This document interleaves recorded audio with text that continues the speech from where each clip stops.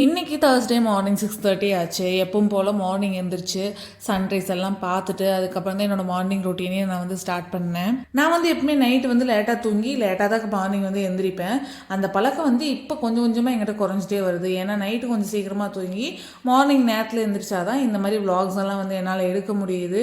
இல்லைன்னா ரொம்ப லேட்டாக தூங்கி எழுந்திரிச்சேன் அப்படின்னா ஹரிபரியாக தான் எல்லா வேலையும் பண்ண முடியுது. விளாகும் ஒழுங்காக எடுக்க முடியறதில்ல. அதனால் இப்போ வந்து என்னோடய ரொட்டீனை வந்து அப்படியே கொஞ்சம் கொஞ்சமாக சேஞ்ச் பண்ணிட்டு வரேன். நைட்டு கொஞ்சம் சீக்கிரம் தூங்கிட்டு மார்னிங் கொஞ்சம் சீக்கிரம் எழுந்திரிச்சிட்டேன் அப்படின்னா என்னோடய வேலைகளெல்லாம் எனக்கு பார்க்கறக்கு ரொம்பவே ஈஸியாக இருக்கும். இன்றைக்குமே எங்கள் அம்மா தான் வந்து சமையல் பண்ணியிருந்தாங்க. என்னால் பண்ண முடியல. ஏன்னா மார்னிங் வந்து கொஞ்சம் லேட்டாக தான் எழுந்திரிச்சு. அம்மா வந்து 5 o'clock எப்பவுமே எழுந்திரிச்சிருவாங்க.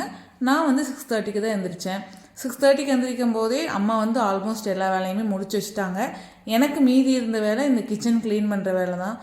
நம்ம என்னதான் கிச்சனை வந்து பார்த்து பார்த்து நீட்டாக வச்சாலும் அதை தலைகீழாக திருப்பி போடுற மாதிரி நம்ம வீட்டில் ஒரு ஆள் இருப்பாங்க.